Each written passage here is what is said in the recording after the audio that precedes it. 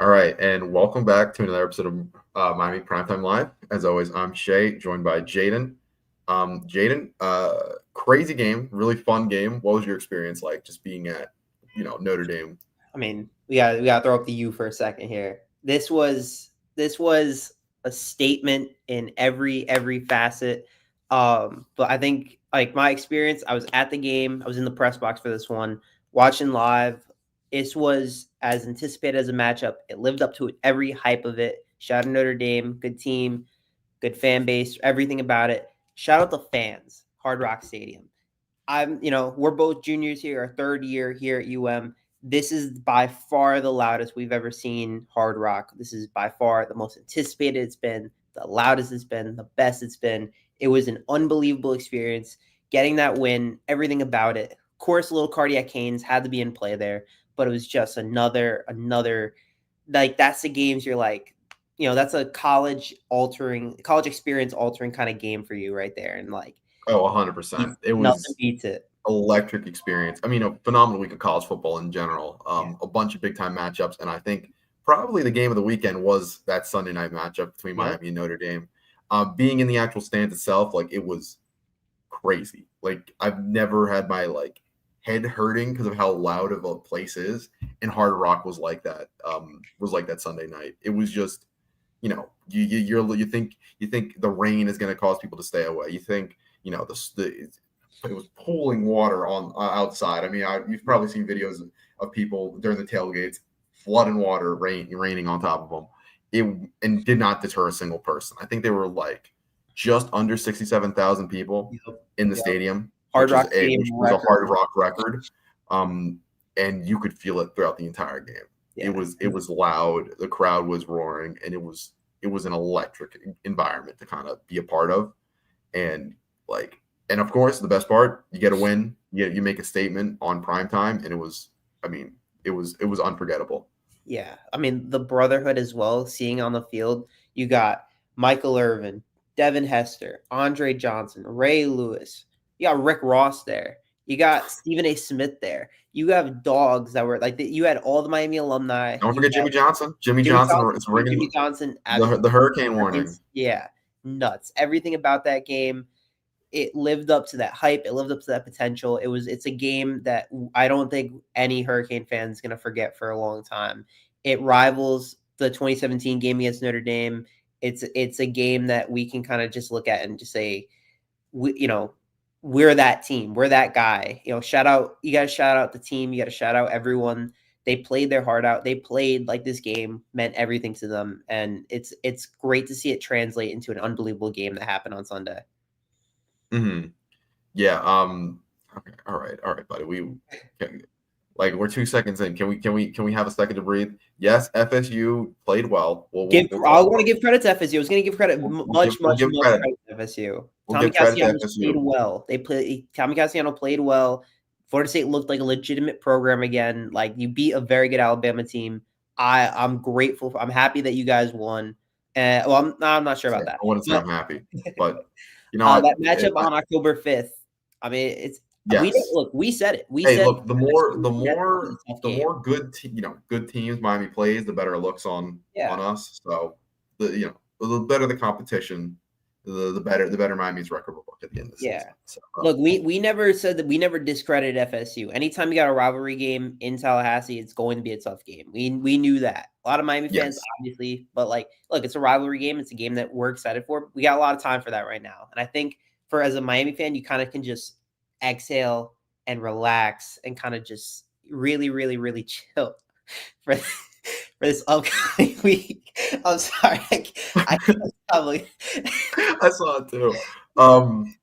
We'll get to Bethune later. We'll get to Bethune later.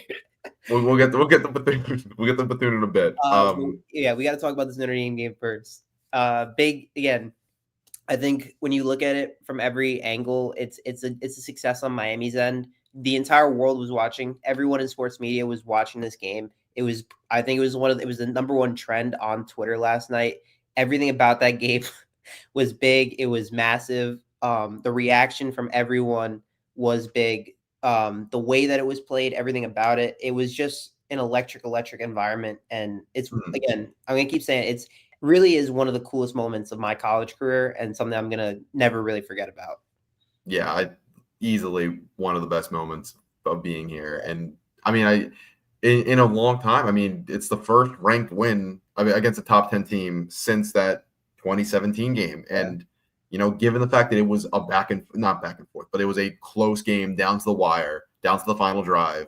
Like, I know we would have, I know we would have preferred not to have the heart attack of cardiac canes, come about during that. But like it's a game, it's one of those all-time games that I don't think you're gonna forget just because of how the moments in it. I mean, CJ Daniels, the one-hand catch in the end zone to not only score to end the half, but to possibly prevent interception, maybe a pick six, because Adon Schuler was going to run that, was on a beeline straight to the other way if he doesn't catch that.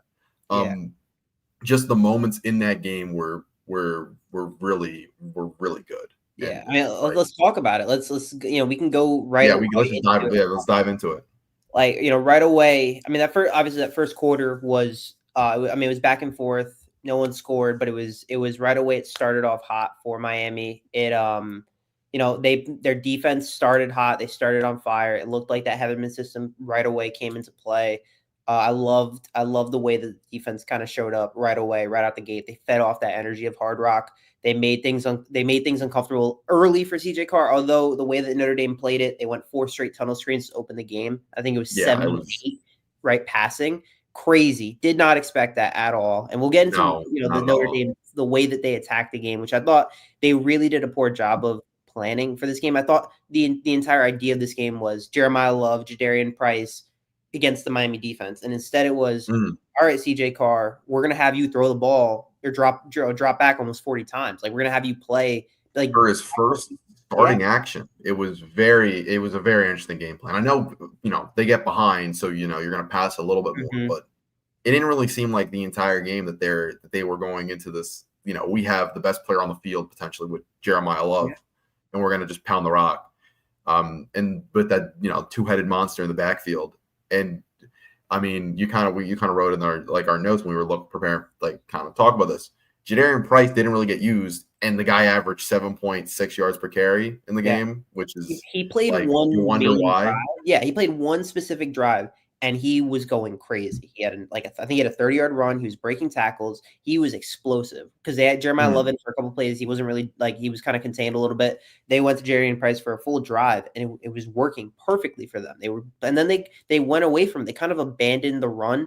And I watching that game, you're kind of baffled by the lack of running with that. CJ Carr ran the ball more, a ton. Yeah. Like the fact that they didn't have Jeremiah Smith only going 10 rushes for 33 yards to me is just, it's mind-boggling. And even the rushes that Love had, he hurdled 3 guys. He had 3 straight. Yeah, he was spamming the hurdle button. Yeah, he was spamming it. It was working. He was able to get. It was working too. Like he was clearing guys. Yeah. So I'm baffled. I was baffled by their offensive coordinating the way that they handled that. But I mean, look, for Miami, worked out in the end. And I mean, in that first quarter, you're looking right away and you see that offense kind of get on the field. And your first thought is, wow, I see Joshua Moore and Malachi Tony right away. Like, that's sick. Like, right away, they trust in the young guys. And Tony, I mean, gosh, Tony stole the show, I think, of any, because you're going into this game. I mean, we talked about it a bunch.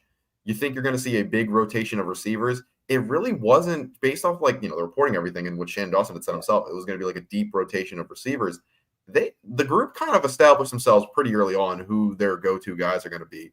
And Tony is only 17. This is the new 17. Ryan Williams is only 18 or whatever. Tatuming this. I'm Ryan Williams. Yeah. Malachi Tony's only 17. Only 17. And the guy against one of the best secondaries in the nation with Notre Dame torched them. What was it? 7 for 82 and a touchdown, I believe. Yeah, baby Jesus. That's who he is. That's a baby Jesus. In the press conference, Mario Cristobal said he was trying to keep him on the low, teams weren't going to prepare for him. First right away. Now everyone's going to prepare for Malachi Tony. Don't care. The guy's a stud. At 17, playing at that quality today or yesterday, being such a game changer in that game, second to none. He was a stud. I'm super excited to see what his future has for us.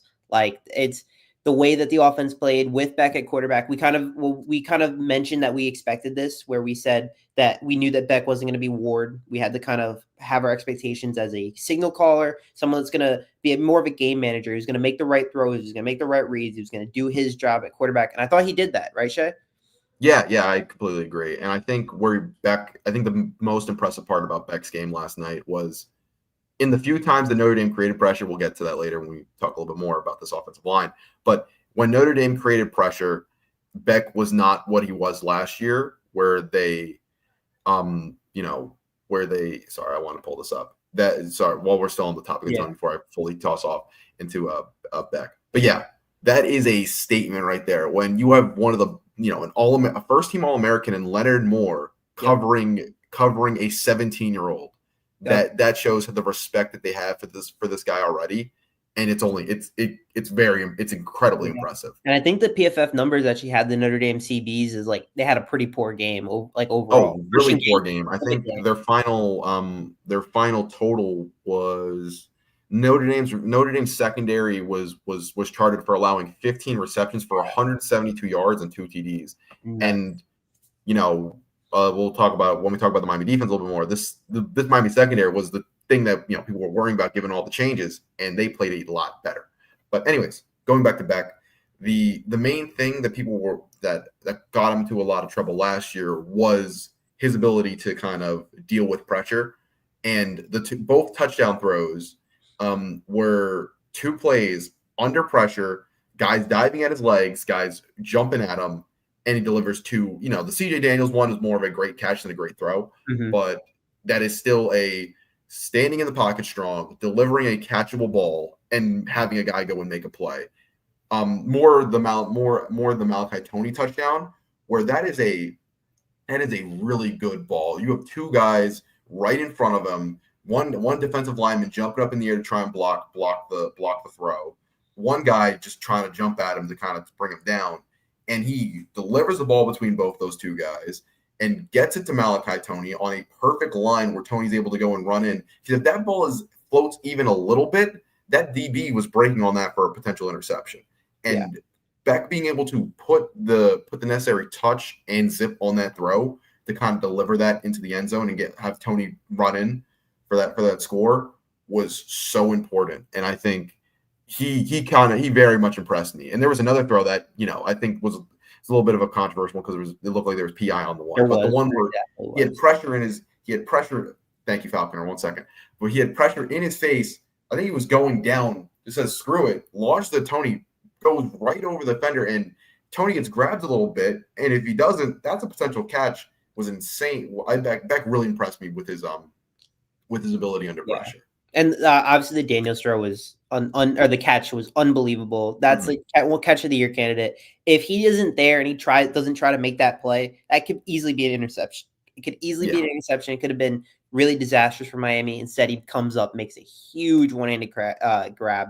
I've looked at that frame, that angle over and over again. It's just a nutty play. And I mean, we got to talk about it now. The helicopters. We should. There was a lot. Thank you, Falconer, for 305. There was we had a ton of buses to this game for the fans, for the students, tons of them. It worked on the way there. On the way back, from what I heard, it was not the best plan. So maybe it was not the best either way. In all honesty, I mean they're trying their best, and so shout out to them. But I will say I got there early to make sure I got onto that first bus to make sure I got there in time, and pouring rain.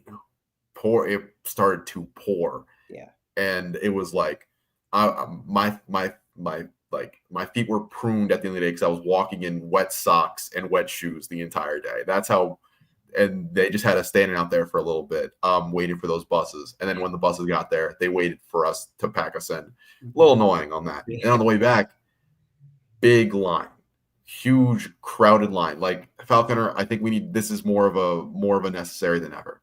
I don't know if we would have been able to do it given the weather conditions this Sunday, but in the future, it's time to get moving on this. Yeah, I wanted again about Beck. I thought that he played very. I thought he was quality. I thought he was played to the level that he needed to. I thought he made the right throws in the rain. He's poised under pressure. The way I'm seeing it, it was like that he played a I'm a part of the Carson Beck revengeance, like that kind of that resurgence there.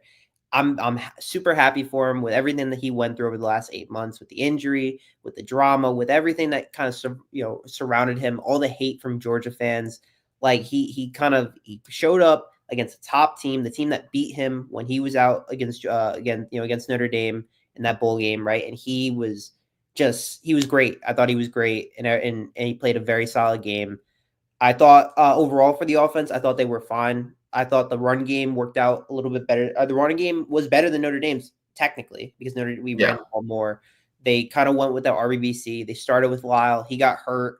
And then they kind of, as the game went on, it turned into a clock management game of who can control the Yes. ball longer. So it became more physical. So they went with Fletcher and they went with Chamar Brown, and I thought it worked out pretty well. Fletcher, I thought, had a couple of really nice runs.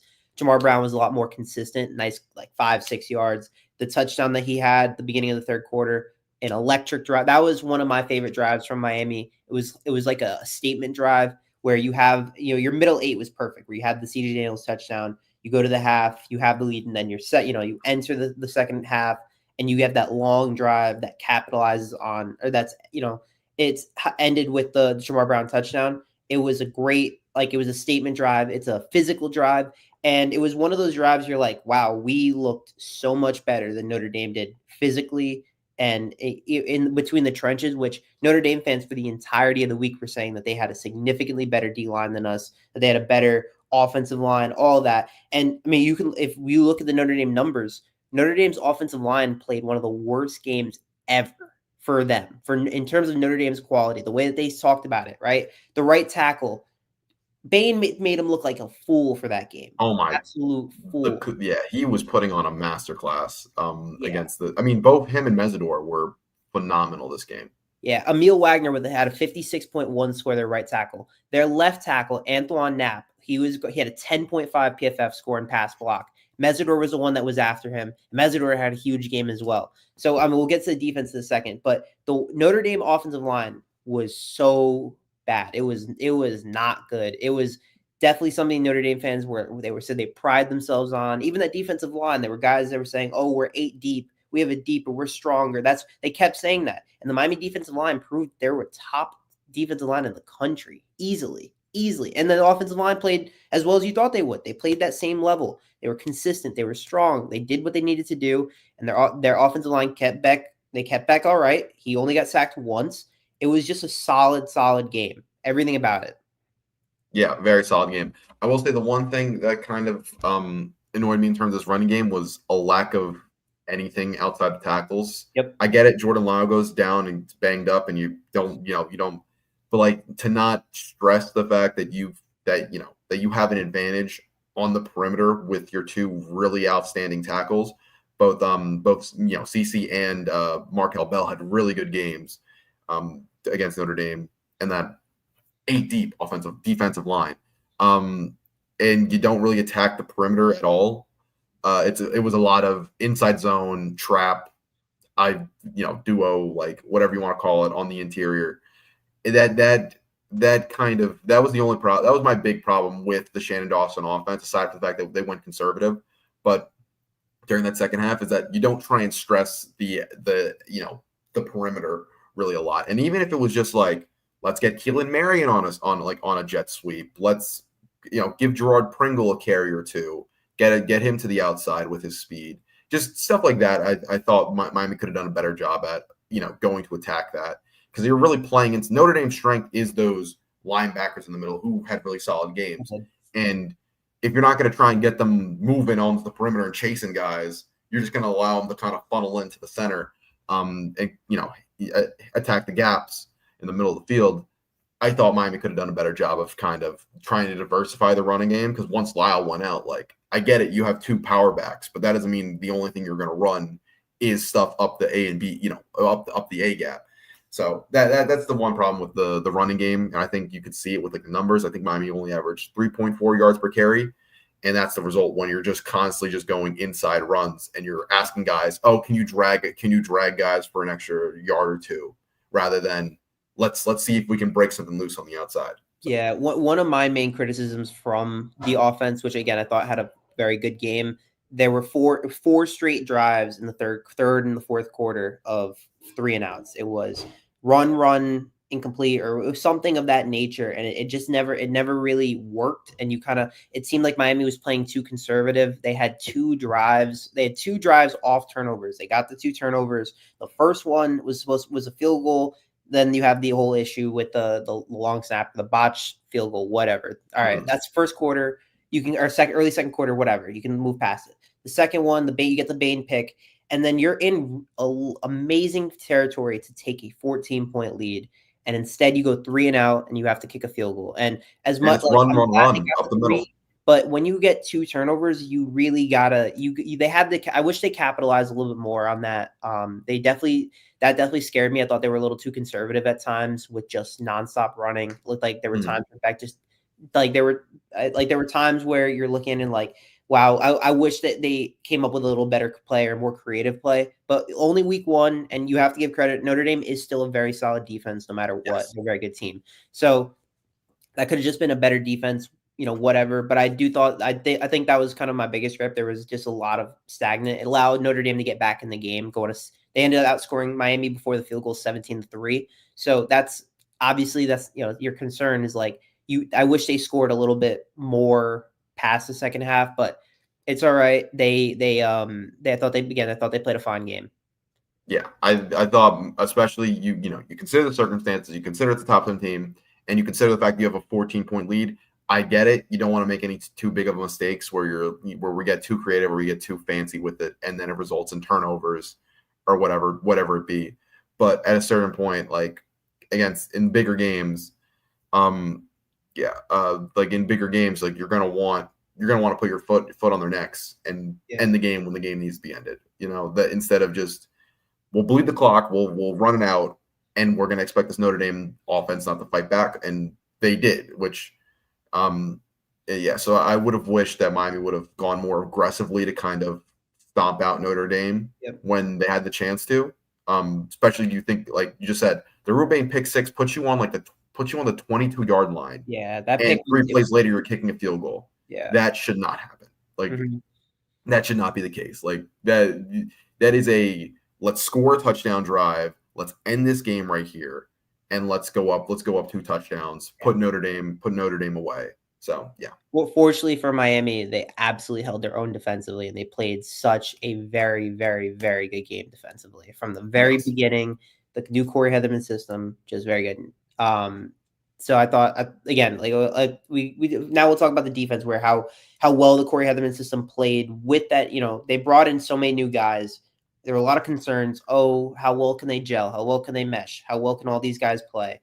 And I mean, you look at it and you say, wow, they played fantastic right out the gate. They got basically a 3-and-out, not really a 3-and-out, but they forced the Notre Dame to punt on the first drive of the game. They were feeding on the crowd energy. The defensive line showed out in every single way possible. They were dominant.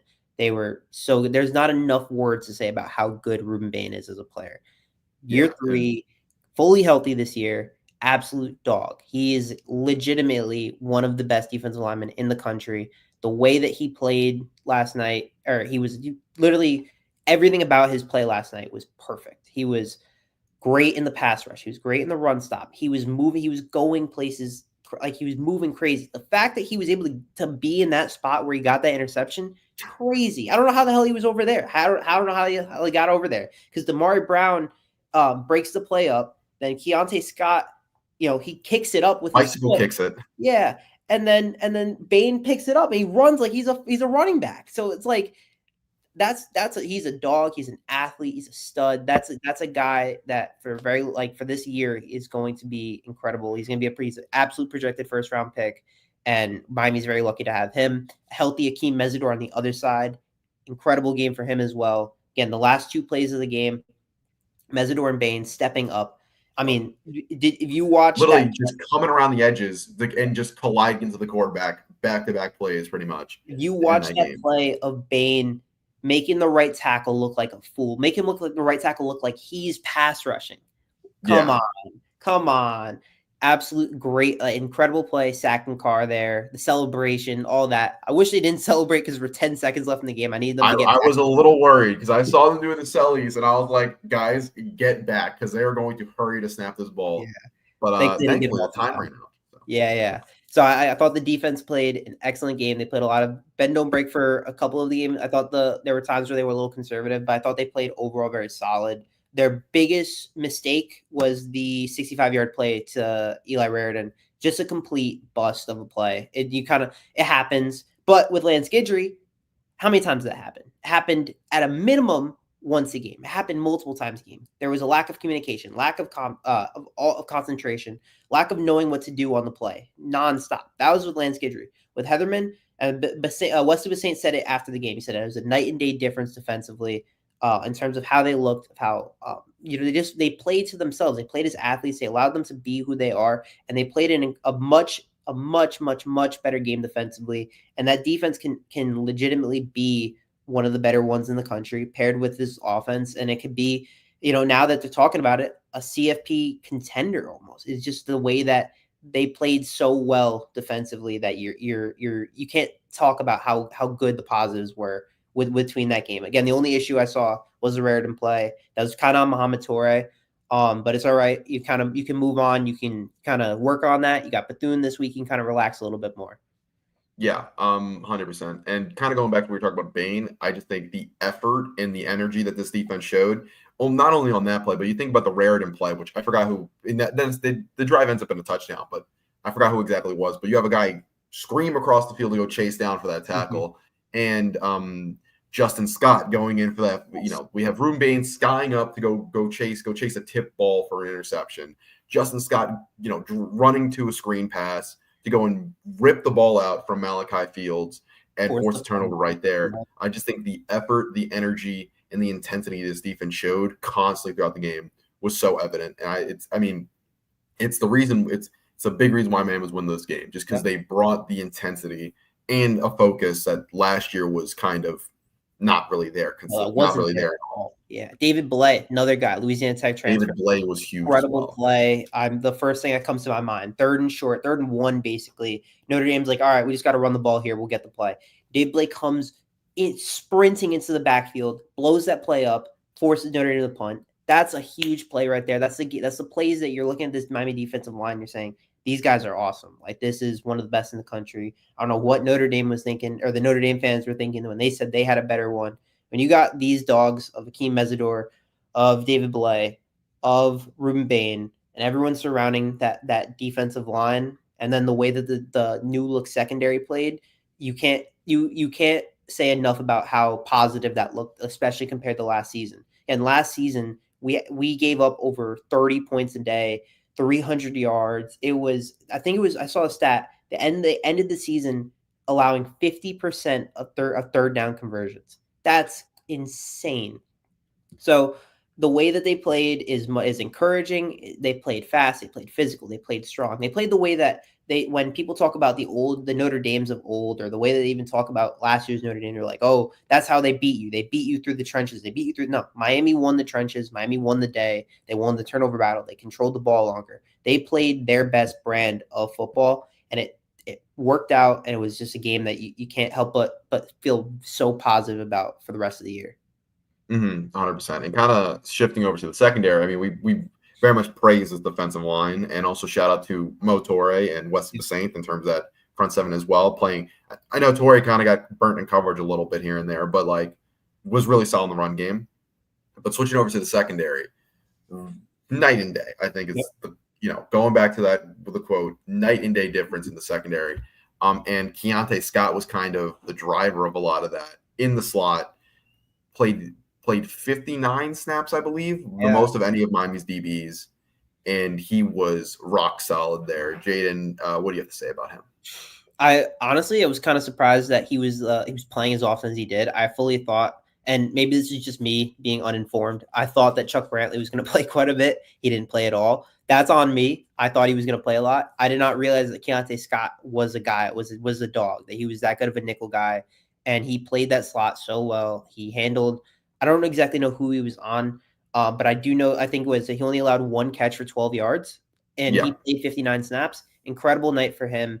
I mean, you look at the Notre Dame receivers; they kept talking about it. They had Malachi Fields. You have Jaden Greathouse. Jaden Greathouse had two total targets. Two total targets. Guy who was the CFP hero for Notre Dame last year had two total targets. Malachi Fields had a good game despite the fumble. Um, their receiving core did not play to the level that you thought they would. So, Mhm. and that's a game where you credit the secondary, and you're saying, "Wow, it was another great game." Damari Brown, he was injured a lot last season, only played 25 snaps, but in those 25 snaps, he played strong. He looked good. I thought he was very consistent on a lot of plays. There was one play where, I mean, Notre Dame man, he made an incredible catch. I forgot who it was. Makes an incredible catch on Damari Brown. All you can do is really tip your hat. Yeah, I think I'm pretty sure that was Malachi Fields. Yeah. Other than that play, I thought Damari Brown was excellent. I believe PFF ranked him the number 2 player for the Miami defense. So I thought he was solid. Ethan O'Connor played quite a bit. Xavier Lucas played quite a bit. A lot of the transfers played. They came in. And I thought they were pretty strong. So you got to tip your hat to the new look secondary. You got to tip your hat to Heatherman. That they looked like a legitimate defense. They last Yes. year they looked like a Pee Wee football team on defense. And while having one of the best quarterbacks in Miami's history at quarterback, and they completely flipped the script defensively. Now they're strong. You're right. That was my fault. It was on OJ Frederick. That's my fault. I thought it was Damari. OJ Frederick also played quite. I thought he played quite well of a game. Miami's got a lot of defensive backs. They're deep. They're strong. I think they have a lot to work with. Even guys in the true freshmen like Bryce Fitzgerald in the safety position, Dylan Day, he didn't play a whole lot either. But you can see those guys coming in and they can rotate for a couple snaps and they can make a play.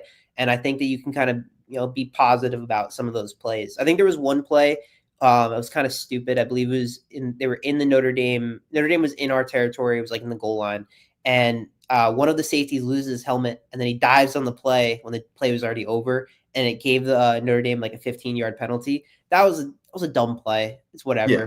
I thought some of the penalties were a little little Yeah. little Little ticky tacky. little, The one on Zachariah Poyser on that yeah. whatever was like an out route. That one was inexcusable. I have no idea like why they called that, and I believe that ended up in a Notre Dame touchdown on that drive. And like that was probably there was a couple of really bad calls, but that one and there was the one not called PI on Tony yeah. when it would have just canceled out the holding. And then Miami stalls out that Miami drive. Yeah. So And it things here and there. The VPI call, Miami had a holding. They got a holding on Notre Dame, and it was like second and long. And then they get the PI, and it totally changes everything. Mm-hmm. That sucked. But I'm not really gonna talk refs when you won the game. We won the game. I'm gonna kind of shut my mouth about that. And then I mean, the last thing it's definitely something I was a little scared of entering this game. Special teams. We knew it was a battle between Carter Davis and Burt Auburn. We were scared of either one who was going to be there. Carter Davis's numbers at FAU as a kicker were bad. They were just bad. And Burt Auburn, we knew his struggles last season with Texas. And it was about Mark Criswell said it was like a 50-50 in terms of the kicking spot. But man, how well did Carter Davis play after the issue between Dylan Joyce and the long snapper? And that's not really his fault. So yeah, not really his fault. But after that, the clutch field goals that he hit, including a 47-yarder, it was money. He had more than enough on the leg there. And his story, it's a great story. I mean, he talked about it after the game. He's saying that he cried when he got the job, and he was like how big of a moment it was for him to make that kick. It was great. And Mario after the game, he goes, "Make that damn kick." So I'm very happy for him, and it was one of the game-changing plays that led Miami to that win. Without that kick, if he misses that kick, the 47-yarder, Notre Dame is an easy shot to go down the field and kick a game-winning field goal. He makes the kick, everything changes. If you force Notre Dame to have to go the length of the field, and the Miami defense makes their play, and that's all she wrote. And that was, again, seeing that crowd and everything that came with it, just a perfect night all around. 100%. And when we were previewing special teams a few weeks ago, it was like, I don't want to talk special teams unless something good's happening. Yep. And Carter Davis made the most of his moments when he needed to. It's easy to say, but he made all of his extra points. He made his 2 big kicks in that 46-yarder with the pressure on when you're a guy who hasn't really you're a former kickoff specialist, didn't really have a lot of opportunities and didn't play well when he had previous opportunities to come in and make big kicks like that at this level in such a huge game. It's a testament to kind of the work he's put in and the kind of the mental fortitude to be able to make that kick in that moment. It was 47 yards. It's not a layup. Like it's not a layup, especially in college.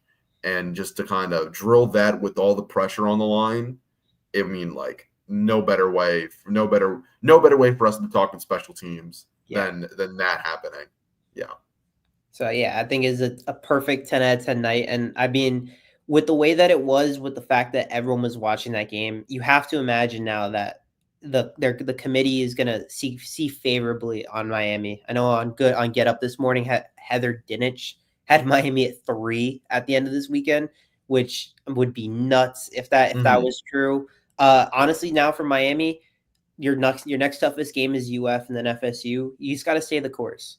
USF, they played well against Boise State, very well against Boise State. They got UF this week. They got Bethune. Obviously, you just got to play to the same level that you are, and you should win that game. They can kind of relax for a little bit, and then they can kind of get ready for what they have. I'm excited for how the season can continue now when you beat a team like Notre Dame. I remember we were talking about it. We kept saying, "Oh, would you rather beat UF and Notre Dame but lose 2 ACC games, or would you rather, or the inverse?" I don't know why I said anything else. Beating Notre Dame is one of the coolest things you could ever do. I'm so happy. I'm ecstatic that we beat them. Their fans were talking so much all weekend. They were talking so much. We kind of were able to shut them up. Again, great team. I think they're going to end up being a playoff team regardless. But the fact that they were able to do what they did, I remember talking to the Notre Dame guys last week. They were very high on their team. They were very confident in their roster, despite the concern with CJ Carr. And if anything, I thought CJ Carr actually played quite a good game. I would say overall, yes, but we've kind of talked about their offensive game plan, and it was a lot of screens. So I will give him his props. He played well, and you think of the ad-libbing plays, like the first touchdown where he avoids 3 different sacks, spinning left and right, and finds a touchdown. I'll give him. He played a solid game. I just want to. The caveat is they did go with a very conservative game plan in terms of what they asked him to do. But I think given the moment and given the bright lights on him, he played very solidly. Yeah, I think for a redshirt freshman, I was more surprised that he actually played quite a well-made game, well-ran game for him. So I will give him credit there. I mean, in terms of Notre Dame, we were talking to Notre Dame guys last week, and they said about how much bigger a game it was for them, because you look at Notre Dame's schedule the rest of the way, and they have a bye week this week, but then they have A&M, their second toughest game of the season. And then after that, it's cupcakes. So really, A&M kind of becomes a must-win game. You have to win that game for them, and then they have USC. But other than that, it's a very easy schedule. The committee might see, unfavorably about them if they don't tune up or play to the level that they expected themselves to be playing. But you could also, it also favors Miami towards the end of the season. If Notre Dame finishes the season really well, it only makes Miami look that much stronger that they took down such a quality team in Notre Dame. So you can at the end of the day, you can just say there's not enough positive you can really say about this team. And I think that's all it really is. Yeah. Yeah, there's so many positive things to kind of say about this win, what it means, and to have it happen. I mean, I was the proponent for let's win the games, let's beat our the best 2 teams on our schedule. Yeah, with Notre Dame and UF, and when you can win in a fashion like this, I mean, not only is it awesome for the fan base to kind of go ahead and do that. Actually, I was the proponent of win the ACC over Notre Dame. So never mind. I take back what I said. I was wrong. I was 100% wrong, because the feeling of being a fan and being there as that happened was absolutely was absolutely unforgettable.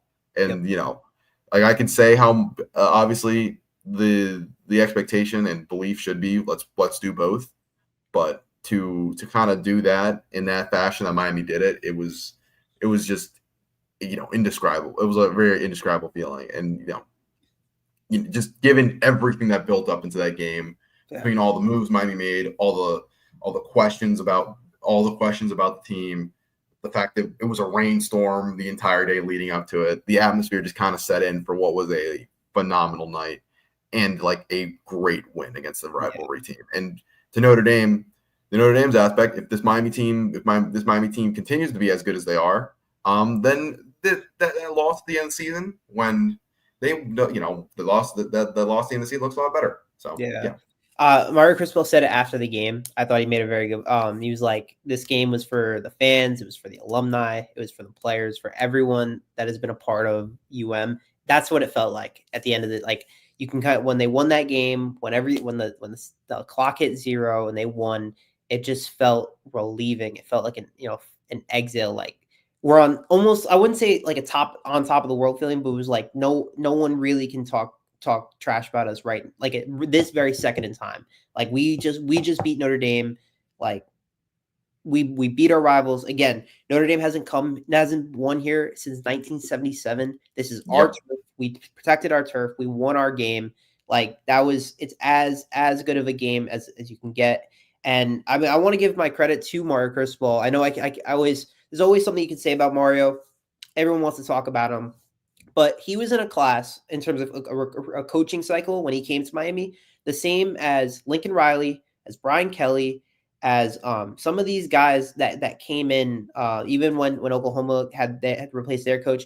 A lot of change was made within the the coaching carousel when Mario came to Miami, and among those new coaches, Mario's been among the best. You're seeing what one of his first recruiting classes is looking like right now. Like in their prime, you're seeing some of the best guys that Mario kind of started with, like really play to this quality. I have to give him credit where this is now his third non-conference win against a big team, where he beat A&M 2 years ago, and then he beats UF last year, and now he has Notre Dame this year. You have to give him credit. He has Miami looking like over the last 2 seasons, has Miami looking like one of the best, like as good as they've been since the early 2000s. So I have to tip my cap to Mario. 100%. You got to tip your cap to him. The biggest questions was, can he win big games? And outside of any playoff game Miami's going to play, could play this year, or ACC championship game, this is probably the biggest game of the season. This or UF obviously more because the in-state rivalry, long-term rivalry. But you get what I mean. Like this is so far the biggest. It's probably the biggest game of his career here so far, at least. Yeah. And for this team to kind of come together, to not fall apart when things felt like they were slipping away a little bit, to kind of come together for this game and to win this game at home in front of the fans, is a statement win to what he's been able to build here through his recruiting classes, through what he's developed in this offensive line and now the defensive line, and bringing guys through the transfer portal. So it was really a testament to the growth of this program and where it's come since he's gotten here. And you want to see it continue throughout the season. We don't want this to be this cannot be like the hilltop of where it ends. No. But it's a great kind of crescendo so far of where he's kind of gotten this program to. And you want to see it continue and build off of it, as Miami constantly, kind of has every year since he's gotten here. Yeah, I think honestly now the next question for him is can he win the small games? As the season, fair enough. Season turns USF. Yeah, like no, Byron Brown. But later in the season, when we saw it last year, when you end the season, when you had Georgia Tech and Syracuse on the road, Miami has a similar end of the season where they have 2 games on the road in the Northeast, where they have Virginia Tech and Pitt back-to-back weeks. And I know Pat Narduzzi wants nothing more than to upset Miami in Pitt and win that game. So for Miami, it's staying the course. Can you continue to win the games you're supposed to win? Can you win the big games? Can you how can this game be a true tone setter for the rest of the season? I think it will. But it's now going to be more of, can Mario continue that? Can the team stay level-headed and play to the game that they're still playing? They play as well as they did last week. And I know that they're going to play better. I think they can absolutely play better on both sides of the ball. And if they continue to show more growth as a team, they could be a very scary playoff team. Almost, I would probably say contender. Like maybe like I know it's week one. No, it's week one, but it's early, and I'm just very excited to see how the rest of the season can go because of how well they played. Yeah, and like right now, like I think it's fine to toss Miami in the contender convo just because what other team really stood out to that level in the first week? Okay. You know, Ohio State has a true freshman at quarterback. Texas did not look great with Arch Manning. You know, who was LSU, I number thought two? LSU played well. And you know, LSU did play well, but you know, LSU did play well. Penn State can't really tell. Just Yeah. James Franklin is in the same scenario as Mario. Let's see the big games when they come. Well, Penn So yeah, State I think Miami definitely deserves the right to kind of toss themselves into that conversation, just because you saw both sides of the team play really well. Where some teams maybe their defense played really well, but their offense didn't, or so. I really Miami is definitely in that kind of conversation as the season kind of gets going. We'll see where it goes as the year goes on, but it's like we said a million times. It was a statement. It's a statement to kind of say that we're here and we're here to stay. We're here. We're part of this conversation. We belong. We belong in the top 10 and probably higher once those new rankings come out. So yeah. Yeah, I mean, again, nothing more we can really say. Again, shout out the crowd. I would love to see this every week. And one thing I know, I would really hope this happens. Week 4, an undefeated UF versus an undefeated Miami could be. UF would have to beat LSU this on week 3. So it's up in the air for it to happen. Week undefeated against UF sets up College Game Day in Coral Gables. I mean, that doesn't sound too bad to me. It does not. Again, just stay the course. Just just an unbelievable start to the season. You can't really say enough. Like scrolling through my Twitter feed yesterday, and it was just everyone talking about this game and the way that when you're on the winning side of it, there's no better feeling. Just no better feeling. Absolutely. It's great, you know, it's great to see your team get some praise. So yeah, the national media gives you that attention because for years Miami never gets that kind of respect, and last year they certainly never got that. Last year, it was like, last year was like, oh, this is a good story. Cam Moore is really fun. Yeah, but I think it's just kind of the way we won a bunch of our games, just playing it down to the wire against teams that we were much better than and kind of needing to come back against. So that it was like, oh, this is a fun little story, but this team isn't balanced. The defense isn't good, and they didn't really see success for it other than let's give Cam Ward his praise and toss him the Heisman conversation. Yeah. This year, this team looks a lot more balanced. You played. I think the big difference also is that you played a ranked team. You played not only a ranked team, but the 6th ranked team in the nation, the national runner-ups from last year, team that is. Though we thought we had a chance because some of the Notre Dame side was kind of overrating pieces of it, still a really good team on both sides of the football.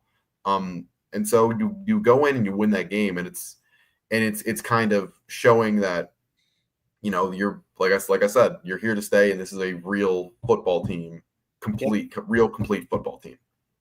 Now it's about just proving it for the rest of the year. So yes. But now we got Bethune Cookman this weekend, 7 p.m. on Saturday. We got you.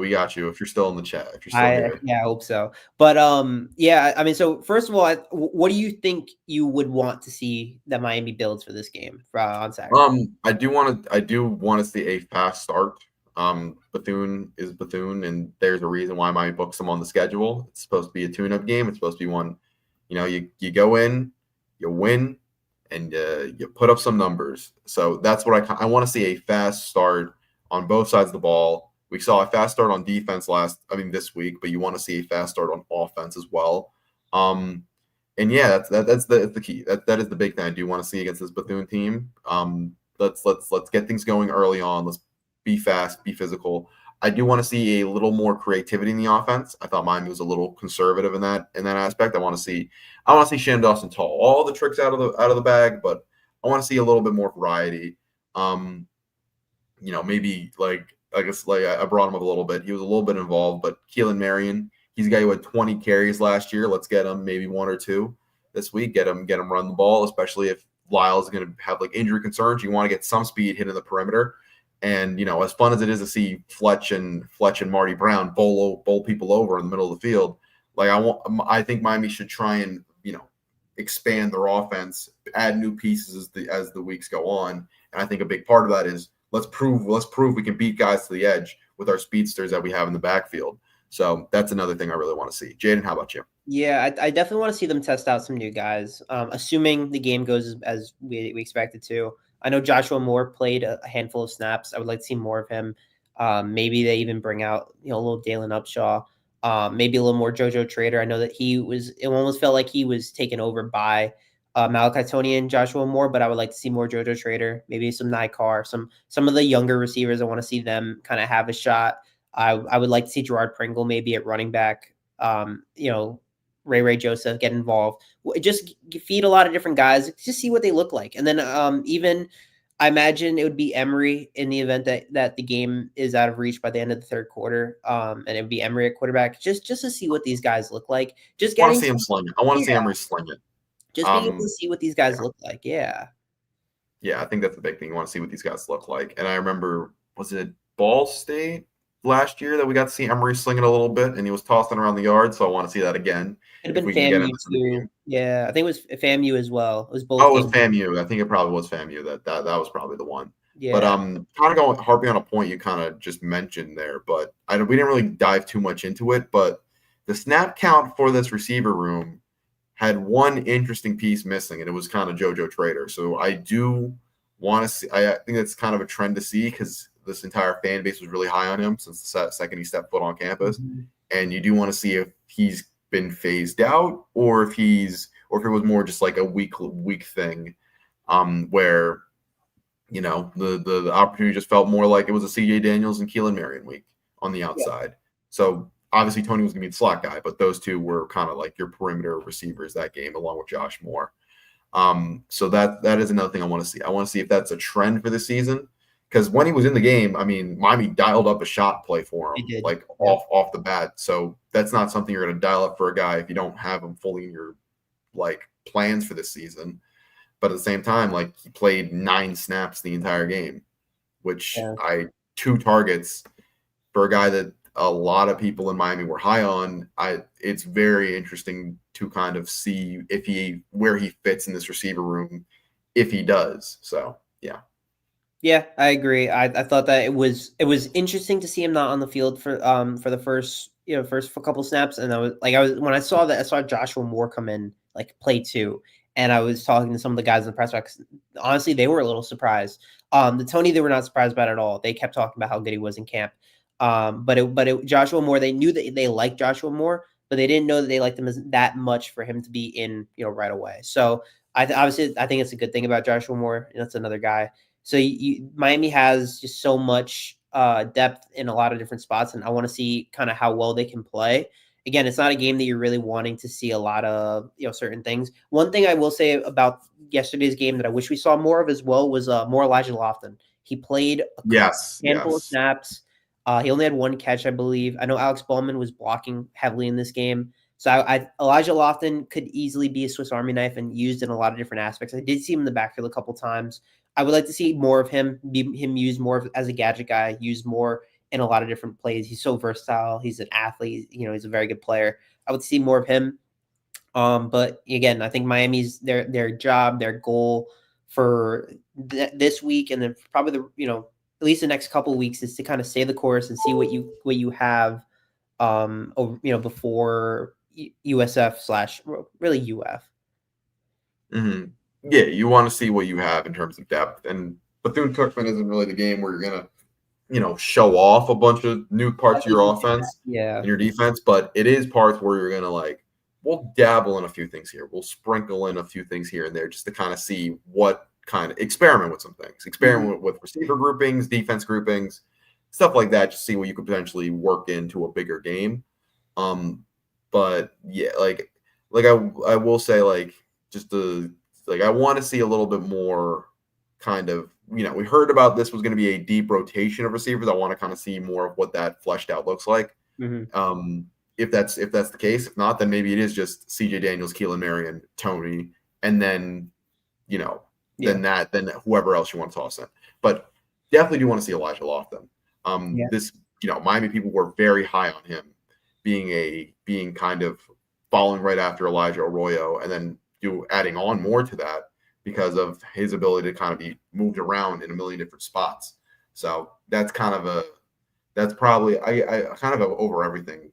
A guy I want to see Miami start to get involved and see if that can, open up the new chess piece for Miami for Shannon Dawson to use. Yeah, and I would say maybe defensively bring in, like, just to see, maybe I would like to see a little more Armando Blunt, maybe some Hayden Lowe.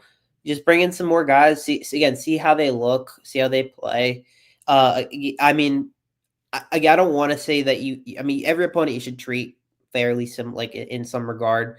Bethune is Bethune. They're an HBCU team. They're a team that you did pay money to have them come to your school. So in an ideal world, this is a tune-up game for Miami that acts like one. So in a perfect world, Beck only plays 2.5 quarters, or 2.5, maybe 3 quarters, right? And then you see what the bench and the depth has as you kind of go forward. Yeah, you do. Like I said, go in with intensity, start strong, start fast, build a lead early, so we can kind of see you kind of experiment with these things. But at the end of the day, that's kind of what this game is supposed to be. It's supposed to be a little bit of a tune-up game, a game you kind of work on some things. And, so I want to see Miami kind of go in with that mentality of the last strong, 3 times Miami played Bethune, it was 63-0, 70-13, and 48-7. Yeah. So maybe they might keep it low scoring, 43-7 or 48-7, whatever you just said. So yeah. I mean, not too much to say on Bethune. Hopefully they don't make it a good game. Hopefully we can just have some fun, relax at Hard Rock, and then yeah. I think that's all we have for today. Yeah, I think we hit everything. Again, just we gotta keep saying it. It was so fun yesterday. It was a phenomenal vibe. One of the coolest experiences of my life by far. Someone that's only been a Miami fan for since I've gotten on campus. It's the coolest moment as a Miami fan I've had, and I'm hoping that this is the year. Like, this has been so fun. At least yesterday was so fun. I'm hoping to see more of this over the rest of the year, and I'm sure a lot of the OG Miami fans, especially the ones that grew up on this rivalry, especially in the 80s, where they were there for everything between 87 and 88 with Catholics versus convicts. I'm sure it feels really good to beat a team that you have hostilities with still. Like, to know that must feel really good. Yeah. I mean, statement win, phenomenal rivalry game, great way to open the college season, and you hope it continues. Yeah. But yeah, that is all for now. Thank you for joining us, and as always, stay tuned for this last message from our higher ups. Have a good day. Have a good one. College football is even more exciting when you've got some action on the line, and the games are even better when you're cashing in. And the Voice of College Football is the place to be to get the greatest value. Start with my picks. 75% against the money line, 58% against the spread, and I've got a 40-plus year track record. 11-0 in the college football playoff for me last year against the money line, 8-3 against the spread. And I'm just the warm-up act. Steve Merrill of Wager Talk is our ace in the hole, show stopper. 7 years with the Voice of College Football, over 30 years in the industry. Steve gives us analysis on all the big games, but you can't miss Steve's weekly under-the-radar pick. 28-12 against the spread the last 3 years. You also get picks from some of our top analysts here at the Voice of College Football, including Corey Bratta, Matt Zemek, and Steve Dace. Check out those numbers. Become a YouTube or Patreon member for just $99 per month. Go to the main channel on YouTube, click join, and then select the betting tier. Do the same thing on Patreon. Make 2025 a winner now.